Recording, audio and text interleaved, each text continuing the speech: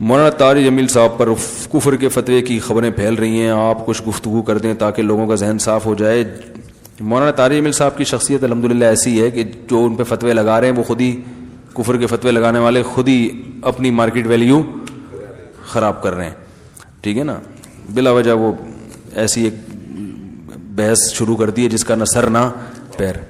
بھائی اگر انہوں نے عمران خان کی تعریف کی ہے تو آپ بول دو غلط تعریف کی ہے۔ اگر مولانا طارق جمیل صاحب نے عمران خان کے بارے میں کہہ دیا کہ اچھا آدمی ہے اور یہ ہے فلانا ہے ڈمکانا ہے، تو آپ بول دو بھائی ایک کلپ بنا دو، بھائی میں مولانا طارق جمیل صاحب کی رائے سے متفق نہیں ہوں، یہ دلائل ہیں، آپ ایک کلپ بنا دو، ختم ہو گئی بات۔ اتنا زیادہ اس کو جذباتی ہو جانا، تو یہ تو کوئی بھی سمجھدار آدمی اس جذباتی پن کو قبول نہیں کرے گا، تو یہ طریقہ ہی ٹھیک نہیں ہے۔ مولانا طارق جمیل صاحب نے کوئی مولانا فضل الرحمان کی مخالفت تھوڑی کی ہے کہ عمران خان 1 نمبر ہے اور مولانا فضل الرحمان 2 نمبر ہے، ایسا تھوڑی کہا ہے انہوں نے، صحیح ہے نا۔ تو یہ عجیب، اتنا بھی کسی کو رائٹ نہیں دو گے بولنے کا، تو بھائی یہ تو گھٹن والا ماحول ہے ہمارے یہاں۔ آپ زیادہ زیادہ یہ ہونا چاہیے تھا کہ انہوں نے تعریف کی، آسٹریلیا میں تھے نا، انہوں نے بھی بیان دیا کہ بہت اچھا آدمی ہے، تو آپ زیادہ زیادہ ایک تمیز کے دائرے میں کلپ بناتے کہ بھائی مولانا طارق جمیل صاحب ہمارے لیے قابل احترام ہے، عالم دین ہے، اللہ نے بہت سے لوگوں کو ہدایت دی ہے، لیکن ہماری رائے یہ ہے کہ وہ سیاسی لائن کے آدمی نہیں ہے، بہت سی چیزیں ان کو پتہ نہیں ہے، تو انہوں نے جو تعریف کی ہے ہماری رائے میں یہ غلط تعریف کی ہے، اور یہ جو یہ اس کے یہ دلائل ہے، ختم۔ پھر جس نے مولانا کی حمایت کرنی ہوتی وہ ایک اور کلپ بنا دیتا کہ بھائی جس نے مولانا پر اعتراض کیا ہے کہ غلط تعریف کی، تو میری رائے میں صحیح تعریف کی ہے، غلط تعریف نہیں کی، تو پھر دوسرا آتا وہ کہتا ہے نہیں صحیح کی ہے۔ تو یہ بحث چلتی رہتی ہے، ہمیشہ سے چل رہی ہیں ایسی بحثیں۔ کیا خیال ہے بھائی؟ چلتی رہتی، لوگ خود ہی فیصلہ کر لیتے کون صحیح ہے کون غلط ہے، نہیں بھی فیصلہ ہوتا کنفیوز ہو جاتے۔ تو اس میں اتنا زیادہ جب آپ جذباتی سیاست میں آ کے بنتے ہیں تو اس سے میرے بھائی مجمع ٹوٹے گا، مجمع ٹوٹے گا، امت دھڑوں میں تقسیم ہوگی، اور عین ممکن ہے کل جن سیاسی لیڈروں کی وجہ سے آپ اتنے زیادہ جذباتی ہو رہے ہو، کل وہی کمپرومائز کر لیں تو آپ کے پاس پھر کمپرومائز کا راستہ نہیں ہوگا۔ یہ ایسا ہوتا رہے، مشرف یوں ہے، مشرف فلانا ہے، مشرف چور ہے، مشرف ڈکٹیٹر ہے، لیکن قوم کے وسیع تر مفاد میں سلو کی گئی، اور وہ سلو ممکن ہے صحیح ہو، وہ کہتے ہیں بھائی ٹھیک ہے جیسا بھی ہے، لیکن ابھی ہمارے اس سے جوڑ میں کیا ہے، بھلائی ہے۔ کیا خیال ہے؟ تو کہتے ہیں نا کسی سے دشمنی کرو اتنی کہ بعد میں دوستی کا بھی آپشن رہے، دوستی کرو تو اتنی کہ دشمنی بھی نبھا سکو، پھر اس دوستی میں سارے اپنے راز اس کو دے دیے، اب دشمنی کر رہے ہو تو وہ راز فاش کر رہے بیٹھ گئے، تو اتنا دل دینے کی ضرورت کیا تھی ہے بھائی؟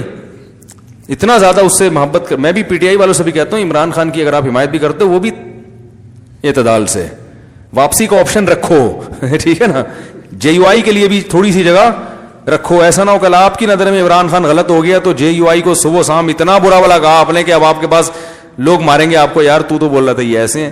تو ٹھیک ہے آپ پی ٹی آئی کی حمایت کرو، جے یو آئی کے لیے بھی تھوڑا سا سافٹ کارنر رکھو، اور اگر آپ جے یو آئی کی حمایت کر رہے ہو کرو، آپ پی ٹی آئی کی مخالفت کرو، لیکن تھوڑا سا اتنا رکھو کہ کل اگر مجھے وہاں جانا پڑ گیا تو کسی منہ سے جا سکوں میں وہاں پہ۔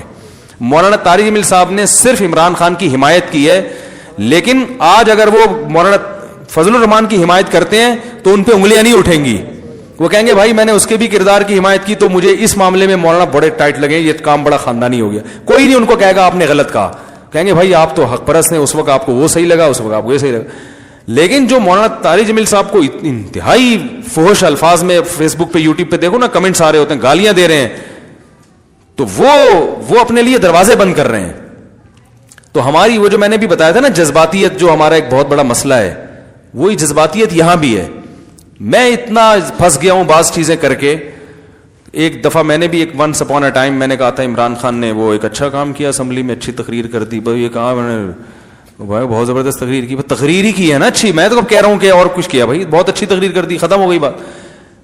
او بھائی کے پی کے میں لوگ گئے کہہ رہے ہیں پورے مدرسے آپ کے خلاف ہو گئے، سارے علماء آپ کے خلاف ہو گئے، میں گیا ہوں سب دکھا رہے ہیں یہ دیکھو پی ٹی آئی کا آدمی ہے، ممبر رسول کا غلط استعمال کر رہا ہے۔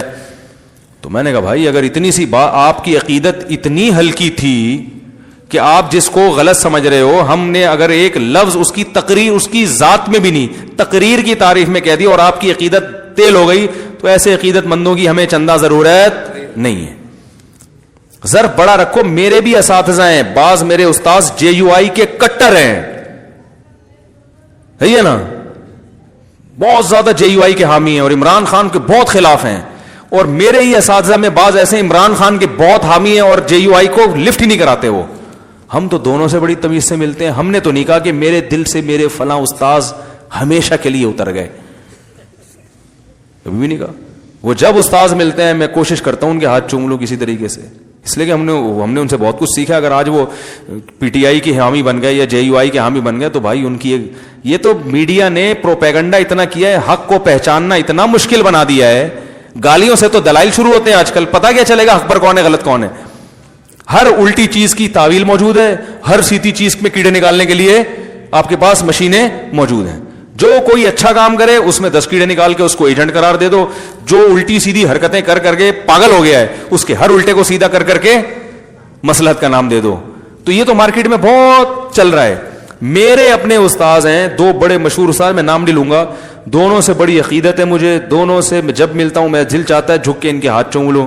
وہ چومنے نہیں دیتے ہاتھ, ان کی طرف سے پابندی, ورنہ چوم لیتا اور دل باغ ہو جاتا ہے محبت سے.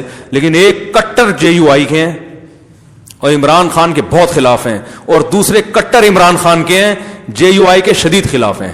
تو میں یہی کہتا ہوں بھاڑ میں جائے ان کا اختلاف, میں اپنے تعلقات کیوں خراب کروں بھائی.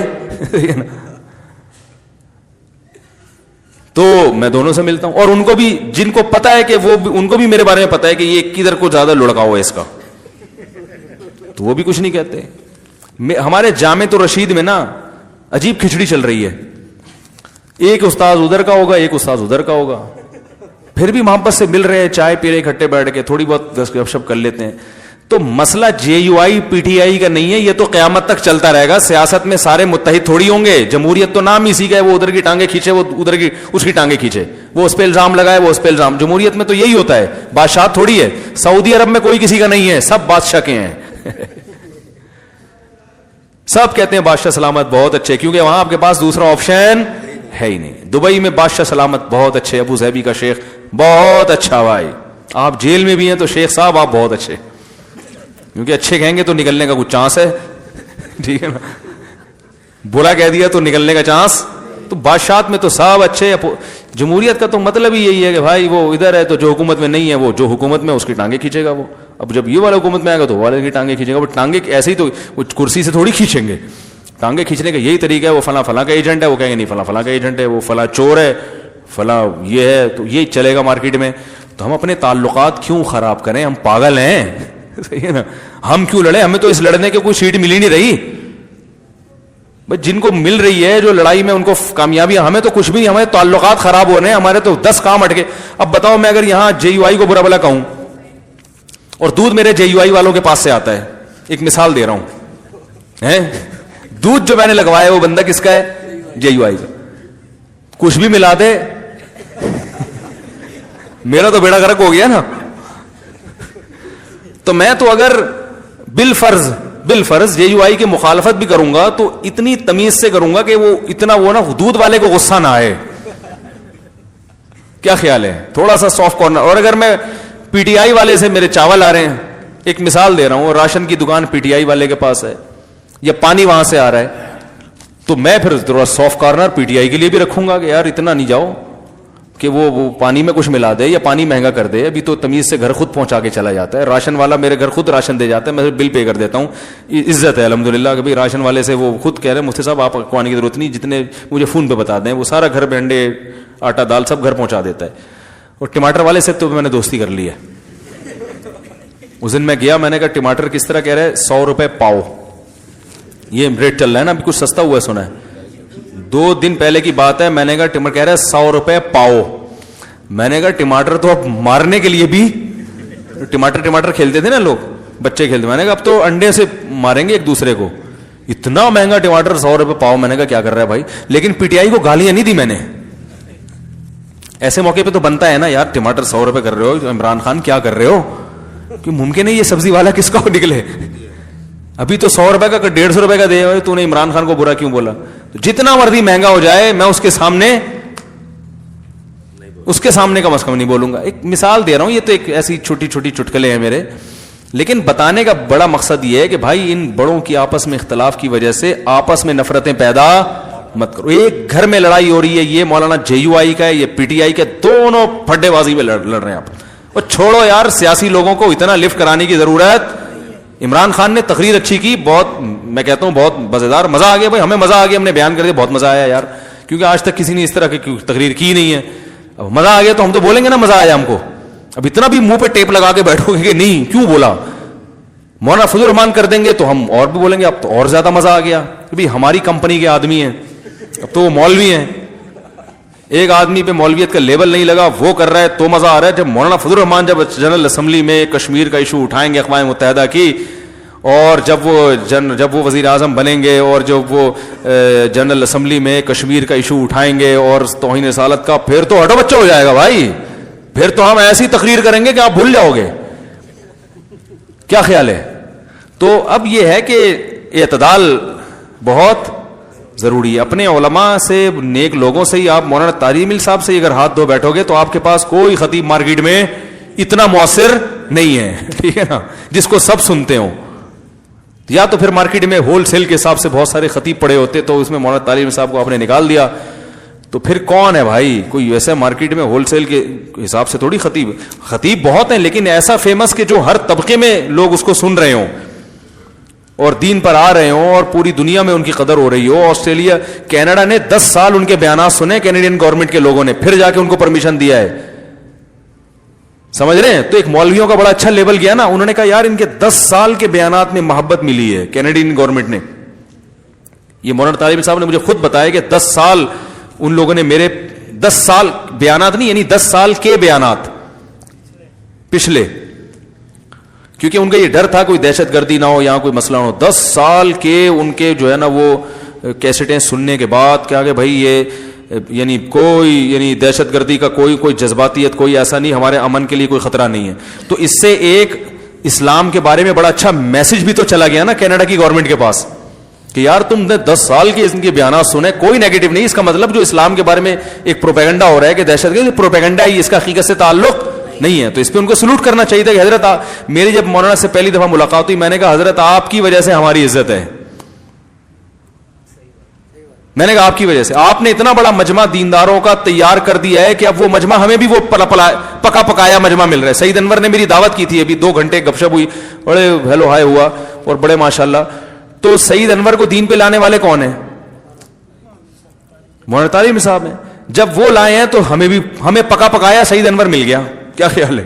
میں نے تو سعید انور پہ محنت نہیں کی, وہ پکا پکایا مل گیا, ہم نے بھی کیش کرایا, ہم نے ممبر پہ لا کے بیان کروایا, اتنے لوگوں نے سنا, وہاں جا کے بکرا بھی کھا لیا, ہم نے دعوت بھی کھا لی. تو یہ بکرا ہمیں کس کی برکت سے ملا؟